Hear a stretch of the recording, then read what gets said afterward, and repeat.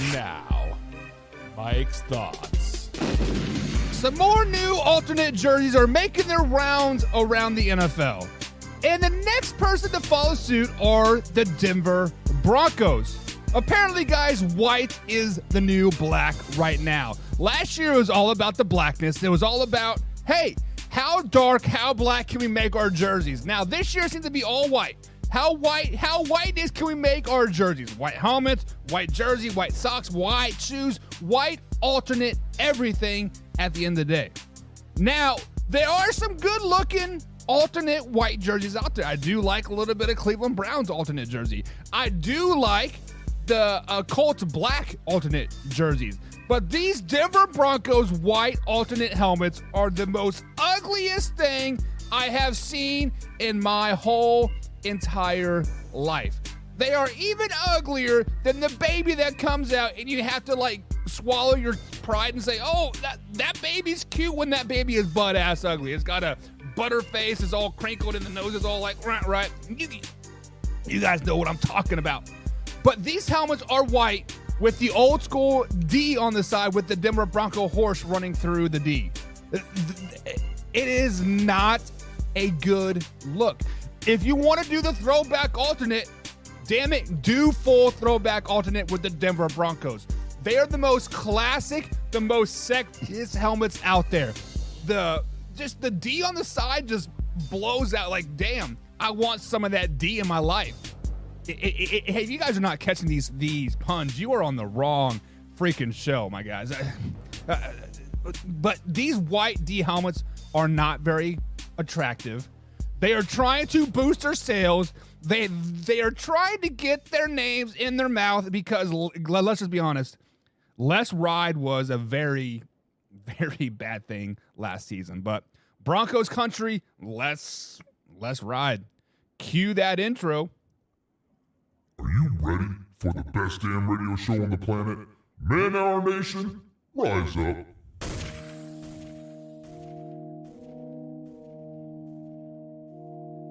You know on the beat every time, no. I would like to personally welcome you to Man Hour After Dark. Say that thing. While I bring you the host, Mike, Buck, and Cone. You know who coming to the stage. Sports talk than what you about to hear right here. I second that. Go. You know that it's us when we talking about sports. Giving you facts on the field to the core. Tune in, we need the support. 1 hour too short, then listen some more. On all your stations, not dropping no music. Stripes like Adidas, but Nike just do it. Down 4 in the 4th, we go for the win. Michael 2 seconds, we taking it in. Buck, Mike, and Combs, you know what's going on. Man, now we're After Dark, no LA, we the big spark. No 4th and inches won't cut you short. Got the best talking, it's all sports. Buzzing more than buzz beaters. We coming live, all 3 speakers go. And what is up, Man Hour Nation? Michael Buckasha here with the Man Hour. Sure to head over to manhourradio.com. Check out the merchandise page and short chat at the blog section as well. This is Tuesday edition, Fact or Crap. So we are going to sprinkle some fact with some craps into your daily lives here. And we're going to talk about the Saquon Barkley deal. Is this a good deal? Kadarius Toney is hurt again. Jordan Love's set to play all preseason. Jimmy Graham to make a 2023 comeback. And DHOP is very, very, very happy that he says. But before we get too carried away, we have to welcome the peanut butter to my ladies, the man, the myth, the legend, Javi. What's up, Javi? What's up, Man Hour Nation? Not digging those helmets there, Buck? Dude, those are the ugliest things I have seen since I laid my eyes on you. Let's just be honest about it. Like, I mean, I wish they would have gone with the same helmet with the old powder blue. Oh yeah, like colors. Yeah, I mean, like if you're going to do alternate, do full throwback alternate. Bring back the powder blue. Bring back that nasty orange jerseys like they had. Those were the glory days. If you guys want to make that Super Bowl run, if you want to make that playoff run, give us some of that glory there. Like Hafi. Like that's what needs to happen. Give us that John Elway and Shannon Sharp throwback. Oh my God! There are some iconic jerseys. The Houston Oilers, iconic, right? The original Seahawks jerseys, like from like the '90s, are just the ugliest things. But they're like, man, those are kind of cool. Like all at the same, and it's like at the same time. And then the Denver Broncos, like if I had a choice to buy any jersey, Denver Broncos throwback jerseys would be one I wanted them from, like right before the Terrell Davis era with the John Elway and Shannon Sharpe. Like those were some pretty good looking jerseys. Let's just be honest. And then the second best jersey out there, the Dallas Cowboys that had the stars on the shoulders. Like they usually only bring those out like on Thanksgiving, but I haven't seen those in like years. I like those as well. What is your favorite throwback jersey? The old school Patriots jersey. Oh, with the dude hiking the ball? Oh yeah. No, I like the old creamsicle Buccaneers jerseys too. Those are coming back.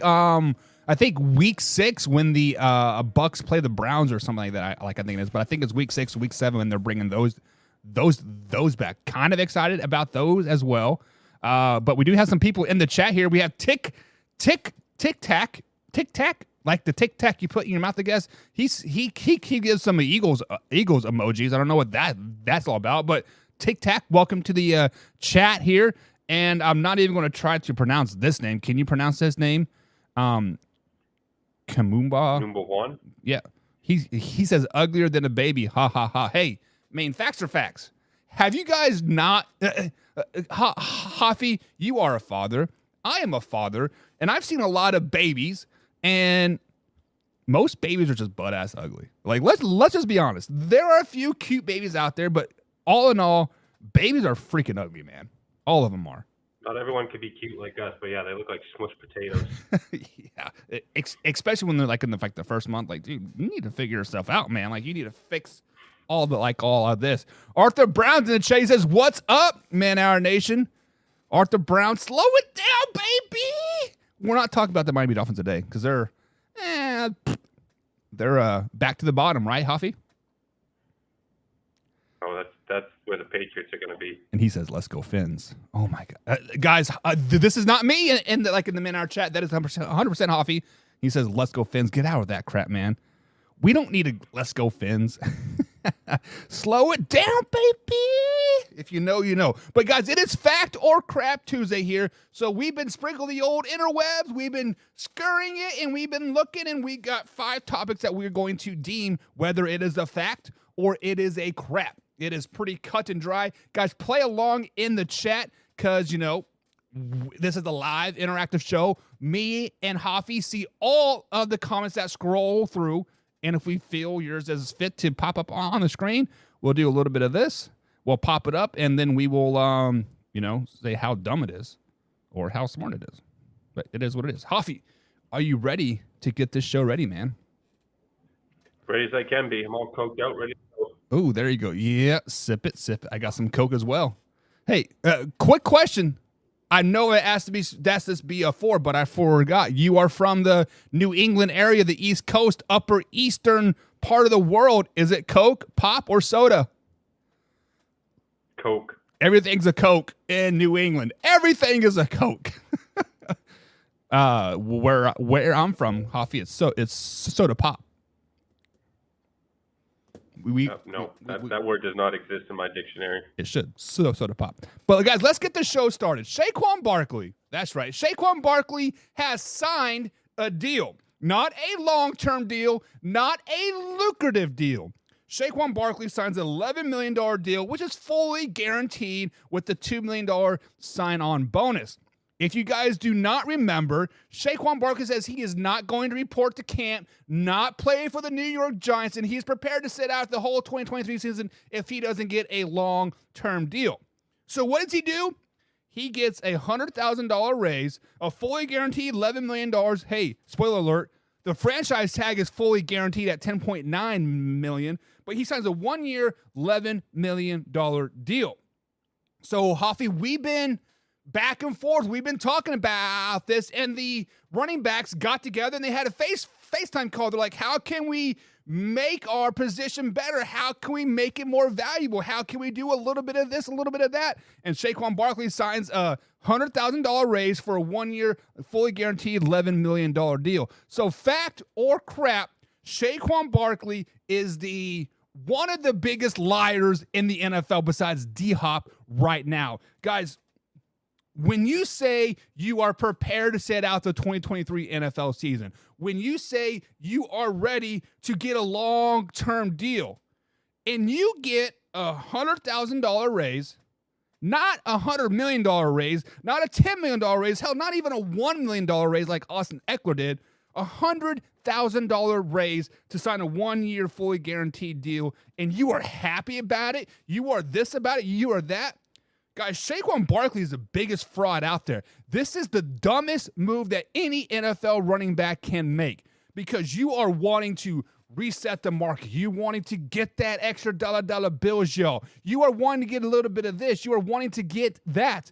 But $100,000 raise, Hoffy, this is asinine. This is stupid. Like, what gives you any type of leverage moving forward? Hey, let's just go ahead and franchise tag you. A franchise tag is, say, next year, it's $11 million fully guaranteed. And Saquon's like, no, I'm not going to come. Give me 11.1 fully guaranteed, and then we'll talk. This is stupid, Hoffy. Like, this man is like, what are you thinking at the end of the day? No long-term deal, no significant raise. Well, what do you think he's thinking, man? I don't think he is thinking because, correct me if I'm wrong, but if he played under the franchise tag this year and got tagged again next year, if you're tagged 2 years in a row, I think the rate goes, higher up than just the average or whatnot. So now if they franchise him next year, we're in the same position, but he's going to be in the average of the top 5 again. So I think he handcuffed himself here. Not to mention, I think his rookie year was the only year he played every game. Even last year, he missed one game. Right. I mean, when has a running back been able to stay healthy long term? And we've seen that. So I think he's long term financially. Yeah. So by him signing this deal, you can get franchise tagged twice. So actually, I think it's up to 3 times, but normally people only do it twice, right? So Saquon Barkley basically just signed a career suicide. He is going to end up in New York for probably the rest of his career, right? By signing this 1-year deal, the New York Giants now can franchise tag him twice, back-to-back years, and bada bing, bada boom, there's 7-8 years in the league. Hoffy, what is the shelf life of an NFL running back? That's right, 5, 6, 7 years. So this is magic for the New York Giants. This is the best moves that they could ever make, and this is freaking amazing for them because they don't have to give him a long-term deal now. They don't have to rework the contract year after year after year. Next year, they're going to franchise tag him. If he doesn't sign it, hey, you are still the property of us. We can still put you on the back burner. And guess what? We're going to do it again next season. Oh, guess what? We'll do it again next season. The best thing, this is the best case scenario for the New York Giants, hands down. This is the worst case scenario for Saquon Barkley and the rest of the NFL running backs that were wanting to get that big payday. Austin Eckler, Nick Chubb, Derrick Henry, right? Everybody else that was on that FaceTime call. Hoffy, are the New York Giants playing chess right now while everybody else is playing checkers? I'm going to go yes on this one. Yeah, I think with this move, I think you hit it on the head. I mean, they can now franchise him for 2 years. If he tears his second ACL in his career, I mean, they can wash their hands with him after this year. I don't know what he's thinking. Like you said, he was on a Zoom call to reset this market, and he didn't do anything to help the cause of his fellow peers. Yeah, he reset the market by getting an extra $100,000 a season. Now, I mean, $100,000 is good money. Like, don't get it twisted.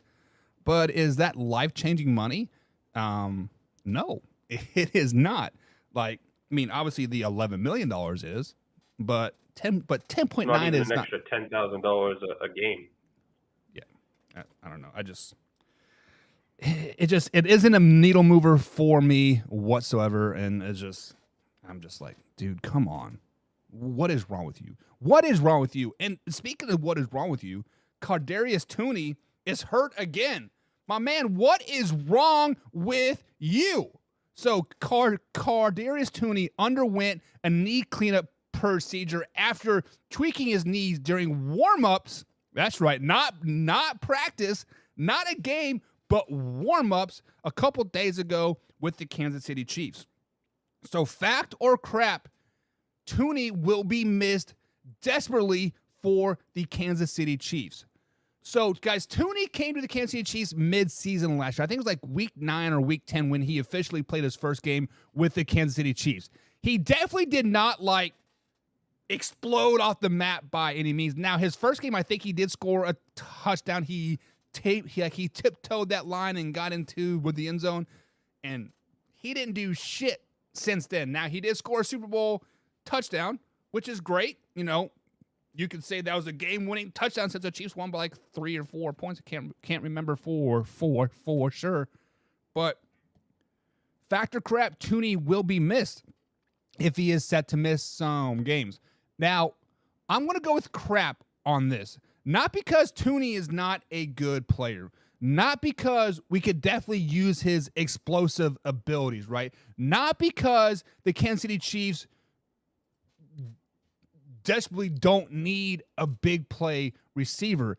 It is because the Kansas City Chiefs are now a receiver core by committee. They no longer have Tyreek Hill. They no longer have that number one true guy. They have arguably a top core in the NFL. They have MVS. They have Sky Moore. They have Rashid Rice that they just drafted, right? They signed Ricky James. They have Noah Gray, backup tight end. They have Travis Kelce, the best tight end in the in the league. They still have Jared McKinnon that can line up as a receiver. They have Isaiah Pacheco that can sign up as a receiver as well. Now, Toney is the number one guy technically on the roster, but he is not going to be a big loss for them. We are not going to miss his 300 yards of production. We're not going to miss his 2 touchdowns. We are not going to miss his big shiny grill that like he has. Chiefs fans, you will be okay. Pump the brakes. Let's not get excited. Let's see what Rashid Rice can do now. Let's see what Justin Watson can do now. Hell, let's let Blake Bell line up at receiver. Give that man some love. Tight ends need some love, baby. Hoffy? Thoughts? Comments? Concerns? I think the only place you're going to miss him is on the punt return. A big punt return for you guys in that Super Bowl. Right. That might have set up that win for you guys. But as far as receiving, I don't think you're missing out on much there. I mean, he's been injury plagued as well through his career. But I will say that he's a great special teams player, and that's where I think he'll take a little bit of a hit. But we've all seen that people can, step in there and take that kind of role on that. I don't think that's hard to be replaced. So I'm going to go with crap. He's not going to be missed. Now, you can say he's going to be missed on special teams, right? But let's just be honest. Punt returners are a dime a dozen. A good punt returner is just like a running back. Pretty much anybody can fill that void. If you have a little bit of speed and a little bit of loosey-goosey in the hips, just like you do, Hoffy out there on the dance floor, you are going to get some dollar bills. Isaiah Pacheco can definitely return a punt, right? Hell, put Clyde Edwards-Helaire out there. Make that man earn his keep. I mean, he's on a prolific year. I don't know. We're not now. When I say we're not going to. Out there. Who? Put Travis Kelce out there. That is a myth. That guy has no loosey goosey in the hips. He is just. I don't know. How does he always break away? He looks like the slowest gorilla out there, and he just making cornerbacks look silly. But it is what it is. It is what it is. You know what we forgot to do, Hoffy? We forgot to do the new news, man. We forgot to do the new news. But Arthur Brown says Saquon Barkley's mother must be his agent. Nah, right. And then he says Fins for the win in Germany, baby. I'm here for it. I'm here for Arthur. But guys, let's get into some new news since we totally skipped that segment. I was so excited to talk about some NFL football. We forgot to bring out the news. Arizona Cardinals signed B.J. Orgeron, a 2023 second-round pick, signed his rookie contract the team has announced. Not a bad signing. The Cardinals are going to be terrible, so they need all the young talent they can get at the end of the day. The Arizona Cardinals tried out running back Damien Williams. That's right, the Damien Williams. I got this MVP trophy back there thanks to Hoffy. Tried out for the Arizona Cardinals. That's kind of a waste. You guys have James Conner, like, whatever. Baltimore Ravens signed cornerback Arthur Mollett, which is nearing an agreement with the Baltimore Ravens. So he's getting ready to sign, get some dollar bills to replace Marcus Peterson. Speaking of Baltimore Ravens, wide receiver Rashad Bateman was placed on injury reserve list, a.k.a. the PUP list. Huffy, is this a big deal for the Ravens? Mr. 6,000 yards himself, Lamar Jackson. Odell Beckham Jr. says this is his last year. Rashad Bateman is on the PUP list. Who is he going to throw the ball to? Nobody. Absolutely nobody. And then, of course, Naheem Hines suffers an ACL injury on his off-site incident and expected to miss the entire 2023 NFL season. Bears wide receiver Chase Claypool was moved from the PUP list. The team announced Monday. Hoffy, are you excited to see Chase Claypool play for the Bears again? Yeah, I mean, he was pretty solid with the Steelers, so I think him and Fields could be a pretty good 1-2 punch. We will see. And then Detroit Lions are trying out quarterback Teddy Bridgewater. What? Do you know what this tells me, Hoffy? Hendon Hooker is going to miss the entire 2023 NFL season. If they're going to sign a player like Teddy Bridgewater, Hendon Hooker is definitely out. Maybe, yes. But get rid of Jared Goff and put Teddy Bridgewater in there because all Teddy does is win. You shut your mouth. Anthony Richard has agreed at his terms a 4-year, $33.99 million fully guaranteed contract with the Indianapolis Colts with a $21 million signing bonus. This guy hasn't played a snap in the NFL, and he has made a guaranteed $34 million. What is the world coming to? It is what it is. Las Vegas Raiders signed cornerback Marcus Peters on a 1-year deal. Hoffy, you seem kind of excited about this. Do you think this is a good signing?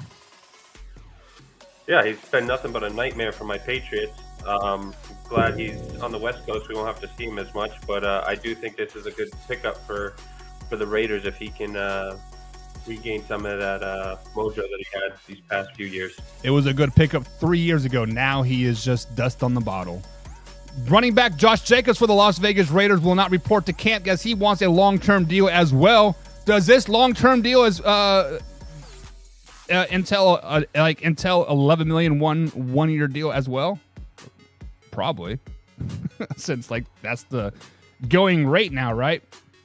Some more new news. DeAndre Hopkins has officially signed his contract, a 2-year, $26 million deal. We'll be talking about that. He is happy, Hoffy. My man is happy. Are you ready to talk a little bit about DHOP?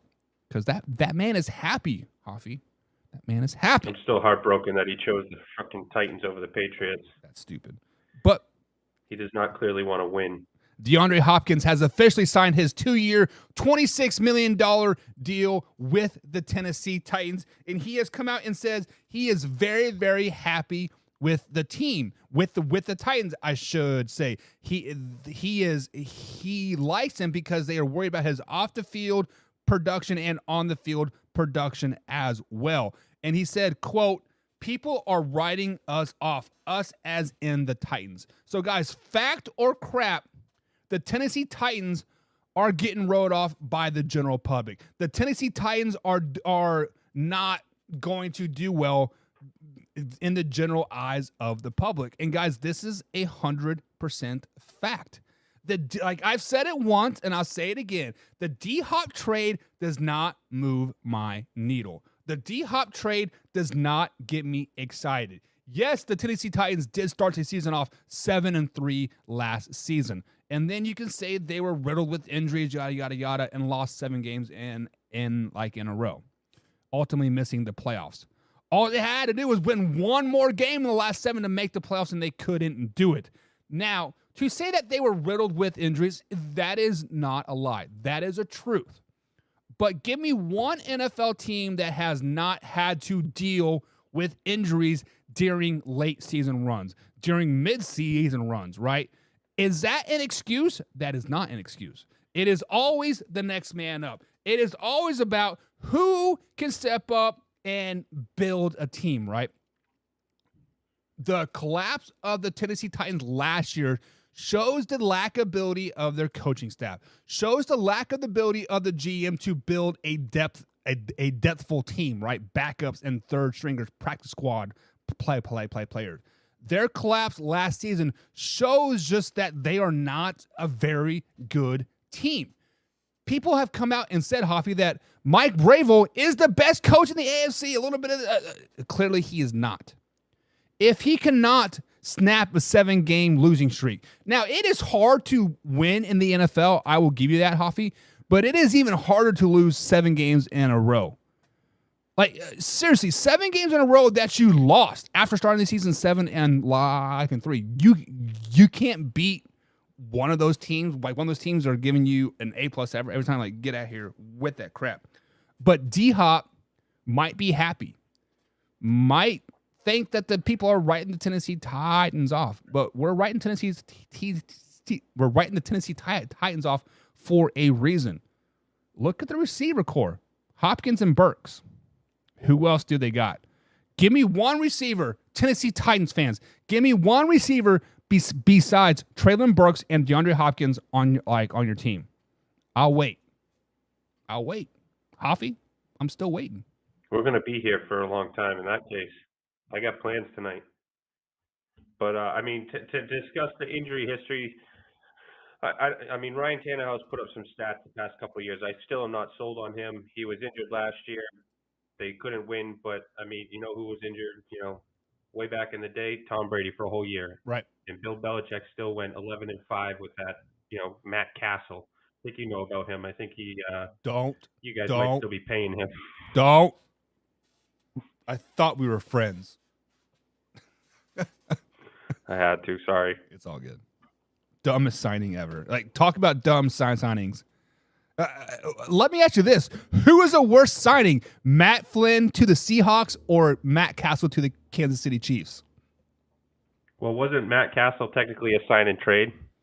I'm not 100% sure. I cannot remember. It's a little bit before, like. I think they franchised him, sent him over to you, and then I think you guys. Yeah, and Matt Flynn got a lucrative deal and sat the bench for like $30 million to back up Russell Wilson. But it is what it is. But D-Hop, shut your mouth. I don't care if you're happy. I don't care if you're satisfied with the offseason things that you're doing in Tennessee. I don't care if you're getting $26 million. Hoffy, D-Hop said he wants to win a ring. The Chiefs reached out to him. The Buffalo Bills. The New England Patriots. All these teams were reaching out for the services of a D-Hop, and he chose the Tennessee Titans.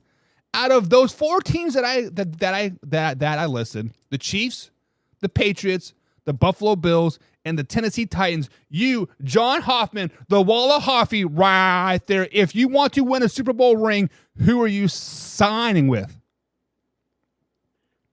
That's the last team on my list. The only rings that he's going to be receiving is rings that he buys from the jewelry store with that contract that he signed. Because exactly, if he cared about Super Bowl rings, he would have signed with, at a lesser rate with the Chiefs, the Bills, the Patriots. I mean, I don't even think he would have won with the Patriots, but he'd have a hell of a lot better of a chance of winning with the Patriots than Titans. So this was brought up. They're not even going to be a wild card spot. Yeah, it is a very reach for the Tennessee Titans, which we'll be breaking down their schedule here in a couple weeks here with Hoffy. But let me ask you this question, because I totally forgot about this, but this was brought up in the chat a couple weeks ago, and they said the reason why D-Hop did not choose the New England Patriots is because Bill O'Brien is the offensive coordinator. And if we flash back to a couple seasons, who was the head coach of the Houston Texans? It was Bill O'Brien. Do you think Bill O'Brien is the reason why D-Hop did not sign with the New England Patriots? No, I think it comes down to money. He can say it comes down to rings all he wants, but that clearly is not the case. But I don't think that the Patriots were going to be able to offer him anywhere near what he got with the Titans. Right. And I'm okay with that. I mean, the Patriots have a plethora of wide receivers. I think the Titans were desperate, which is why they paid him what they paid him, and good for him. He can go to the jewelry store and buy himself some rings. Yeah, and when you think about this, like logically speaking, Bill O'Brien is arguably one of the best offensive coordinators in the league. Not a very good head coach, not a very good general manager, but an offensive coordinator. Give me some Bill O'Brien. It is almost like Eric Bieniemy and then probably Bill O'Brien. They're probably neck and neck. 1A, 1B. They're there. If D-Hop truly cared about winning championships, his legacy, wouldn't you want to go with the best offensive coordinator in the league, or do you want to go to a run-happy offense? Seems kind of counterintuitive to me. But Dre is in the chat talking about NBA. Dre, I know nothing about NBA, my man. You are in the wrong show to be talking about NBA. You can wish you were in the NBA, but as I say, I wish I was a little bit taller. I wish it was a baller. I wish it had 20-inch rims on an Impala. Right? Isn't that how that song goes, Javi? Yeah, I think you got it right on. You and Levy and Bell going to come out with a new album. Oh, fuck yeah, baby. Give me those dollar bills. Speaking of dollar bills, Jordan Love is set to play a lot of preseason games this 2023 NFL preseason. Coach Matt LaFleur says he is excited to see Jordan Love play in the preseason, and he is set to play at least 2 full games. So when we hear that statement, at least 2 full games in the preseason, excuse me, guys, is this fact or crap? This is a bad look for the Green Bay Packers. So when we look at the Green Bay Packers, I think they are going to be a really, really good team or a really, really bad team, meaning 12 wins or 5 wins. There is going to be no mediocre point. There is no going to be 7, 8, 9 wins. That is out the window. Really good or really bad. And people cannot get on that train for whatever reason. And right now, to say that Jordan Love is going to play a lot of preseason and Matt LaFleur is excited to see that, as a Packers fan, that should scare the living crap out of me. Why do you want your starting quarterback to risk injury in meaningless games? Why do you want your starting quarterback to throw 300 yards versus second, third string players or players that are not even going to be in the NFL? This to me is giving the Green Bay Packers some type of false hope, or the fact that they are just simply scared that Jordan Love is not that guy. Now, after seeing this, after reading this, obviously seeing is believing. I want to see what they do in OTAs. I want to see what they do in scrimmages, and I want to see what they do in preseason. But when we revisit the schedule breakdown, right now, Hoffy, I have the Green Bay Packers at 12 wins. If this is true, if I see Jordan Love play at least 1 full preseason game, this is going to change my outlook, my projection of the Green Bay Packers a lot. Guys, this is 100% fact. As a Green Bay Packers fan, you should be scared that Jordan Love is playing a full game. You should be scared that Matt LaFleur is, quote, excited to see him perform in the preseason. What? Excited? I have never heard a coach say that. Coaches hate preseason games. Me as a high school coach, I hate scrimmages. I hate traveling across town and playing 7-on-7. I hate it. I'd rather risk injury in a real game instead of a freaking scrimmage. Come on. Packers fans, get your boy, bring him in and figure this out now. Yeah, they've had all season, all OTAs to build up that chemistry. I mean, maybe this is just smoke in the mirror. Maybe he's just saying those things to. But yeah, I don't want to see him more than 2 series, a preseason game. Right. Let him get some live throws in, get him out of there. When you say this is smoke and mirrors, are you saying maybe this is Matt LaFleur's way of trying to get the best out of Jordan Love during OTAs? Like maybe the Packers as a whole are kind of lollygagging through their OTAs. Like maybe they need to get a little spice in their bread, as they say. Yeah, absolutely. I mean, I think if you have him playing a full game or playing more than a quarter, you're risking. I mean, you kind of hit the nail on the head once again with you've got second string, third stringers that are trying to earn a roster spot. They're going to be coming for him. Oh, so yeah. I don't think you want to risk your, as you say, your star quarterback, and especially when you've let go of an all-time great. I think you're in a lot of trouble if Jordan Love struggles. So I think you need to set him up for success, and I don't think that him playing against second string and third strings is that. Yeah, and the quickest way to make a name for yourself, right, is that big hit, whether it be on the quarterback or receiver or on special teams. My freshman year of college, I was like a fifth string linebacker ready to get red shirted. Hell, I was probably may have even getting ready to be cut. But during a scrimmage, special teams, I came flying down the field like a kamikaze, a bat out of hell, lowered my head, ran over their star running back, and guess what? I was starting the very next week, right? A big hit can make or break your whole career on a star player. Jordan Love, MVS, like Alan Lazard, whoever you want to name, a big hit on a star player can make or break your career, make or break your season. Arthur Brown come out and said, fact, I said Jordan Love is garbage. He says, I said that as an Arthur Brown. Now, I don't think Jordan Love is garbage. He hasn't had a fair shake. When we saw him, was it last year or 2 seasons during COVID year, when we saw Jordan Love like 2 days before the Kansas City Chiefs game, you get to realize Jordan Love have 5 plays that whole game, Hoffy. They're like run left, run right, slant route to MVS, slant route to Alan Lazard. Good luck beating the Kansas City Chiefs. Now, I don't know if Jordan Love is garbage. That is yet to be determined. What are your thoughts, Hoffy? Like, is he garbage? Like, what do you have to see from Jordan Love, this OTA, scrimmages, preseason, to get this garbage label off of him? Like, do you think he's garbage, and can we get that garbage label off of him?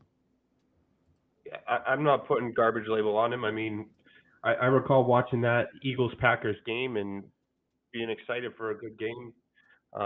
It wasn't a good game at all. Rodgers got out, taken out with an injury, and Jordan Love came in and looked better than Aaron Rodgers. Yeah.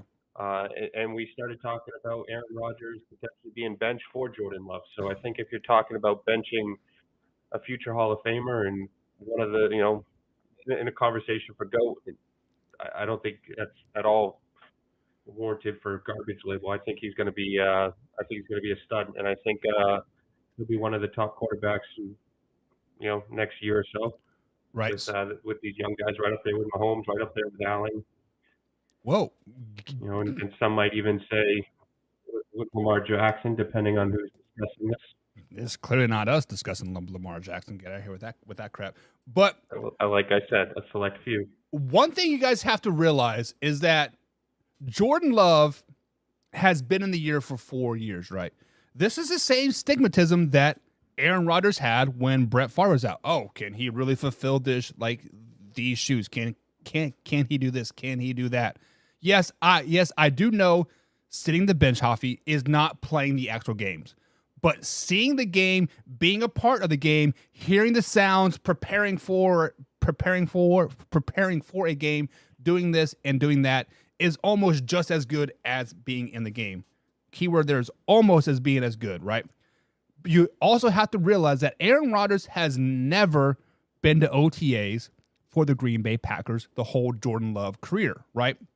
Jordan Love has gotten all the OTA work. He has gotten all the scrimmages work. He has gotten all the preseason games work the last 4 seasons. He also has been working with these receiver corps for 2 full seasons now. Guys, Jordan Love is going to be okay. He is going to wow us this season because we don't expect anything from him because of this statement right here. Jordan Love is garbage. When you don't expect anything from a player and he goes out there and he Matt Flynns you, throws 500 yards in the final game of the season, right? It'd be like, whoa, let's get this guy some money. Also have to realize, Hafi, Jordan Love is on a 1-year deal. What is the most dangerous player in the NFL? A contract year player and a 1-year deal player. Those are the 2 most dangerous players on an NFL roster. They are literally playing for their lives, for their livelihoods, for record-making money. Jordan Love is going to make some noise, y'all. Be prepared, Packers fans. Now, this is this whole statement has to have an asterisk by it, because if I see him play in 3 or 4 regular or preseason games past the second quarter into the third and fourth quarter, all that caveat, shoot that out the window. I'm going to delete this clip 100%. So, slow it down, right? Slow it down. Are you ready for one more topic, Coffee? Absolutely. Absolutely, he says. You know who else is ready for one more season? Jimmy Graham is ready for one more season. He has signed a 1-year deal to come back to the New Orleans Saints to team up with Derek Carr and make that Super Bowl run, make that NFC South championship run. Jimmy Graham has not played on an NFL field since 2021, and that was with the Chicago Bears. He missed all last season. So factor crap, guys. This is a good signing for the New Orleans Saints. The Saints are a team, Hafi, that I am very, very intrigued about. I'm not for sure what to think of the Saints. When we look at it, they do have a pretty good roster on the offensive side. They do have Alvin Kamara. They do have a little bit of Michael Thomas. They do have Derek Carr, which I think he's a top 10 quarterback in the league and gets better year after year after year. Now they sign a pretty good tight end. Now, I don't know where he is at in his prime now. I mean, obviously he's past his prime, but when you come back to a team that you love, that you know, to team up with a quarterback, like clearly he is there to win a lot of games. Clearly he sees the writing on the wall. Like, hey, we can be a really, really good team. They are an outlet away. Give me the ball 5 times a game and I will get you everything I can. So factor crap, this is a good signing. Guys, this is an excellent signing. What made Derek Carr so great with the Raiders was Darren Waller. Darren Waller made Derek Carr a really good, if not great, quarterback in Las Vegas, Oakland, LA, whatever team you want to refer to. A tight end is a quarterback's best friend, Hoffy. When you look at it, every good quarterback, every great quarterback has that good tight end. Patrick Mahomes, Travis Kelce, Tom Brady, Gronk, Joe Burrow, Uzma, right? The list goes on and on and on. This is a great signing. Great for the Saints. This could definitely put them on top of the NFC South, if not make a deep playoff run. This is amazing. I agree with you. I mean, in his prime, he was putting up 80, 90 catches a year. I don't think you'll see that. But he's been consistent. He hasn't missed any games, really. I always loved him when he was with the Saints, and wish that maybe he would have teamed up with Gronk. I think that would have been a hell of a pairing. But even when he was with the Bears, he was with Cole Kmet. So, he wasn't overutilized. He still, I think, has some fresh legs. I mean, he's a basketball player right at heart. So, he can go up and make those contested catches. He's got the speed, the size. I get that he took the year off, but I mean, he's a very active person. I'm pretty sure he skydives, all that. So I mean, I'm sure his body's in great shape, and I'm excited to watch him and see what he can do with the Saints. And also to add to the point, there is he doesn't have to be the tight end in New Orleans, right? Taysom Hill is taking a lot more saps at tight end. I think he's probably projected to be the starting tight end. Actually, I forget the guy's name, but Johnson, is it Juan Johnson? Like, he is a really good tight end as well, and up and coming. Maybe might be cracking the top 10. So if Jimmy Graham can just be that outlet, like that third down tight end type of person, that's even good for the Saints. Like, just adding that veteran leadership, adding an all-time great tight end. Yes, I'm putting great with Jimmy Graham. He was battling probably with Toney G until Travis Kelce came as like one of the all-time great tight ends out there. It just, do not sleep on this Saints team, guys. They are going to make some noise. And if I'm a Bucs fan, you got Michael Thomas coming back too. Yeah, Michael Thomas, Alvin Kamara didn't get suspended, and secretly good adding here, Jamal Williams. We forget that they signed the Detroit Lions Pokemon catcher himself, Jamal Williams. That is going to be a great 1, 2, 3, 4 punch there. And their defense is still intact. I mean, they've put up fits in the, for the Buccaneers the past couple of years, as well as the rest of the teams they've played. You got Lattimore, and they got some guys that can get after the quarterback. So I think they're a team to watch in the NFC South. I'm going to need a bold statement from you here. I think they're the only team to watch. I'm going to need a bold statement. Let me have it. Will the Saints win the South with this signing? Give me a bold statement. Absolutely. I mean, I think the rest of the teams might be looking at losing seasons. So really? I think that you could easily win this division with a 9-8 record, and I expect the Saints to be at around 10 or so wins. All right, guys, you heard it here first. Hoffy says Saints are Super Bowl champions, so put some money on that. Head over to betstamp.app because Hoffy is always right. Whoa. The Giants are Super Bowl champions. Oh, my bad. With that Saquon Barkley signing, $11 million deal, $100,000 raise. Watch out, baby. Slow it down. Giants and Saints, NFC Championship game.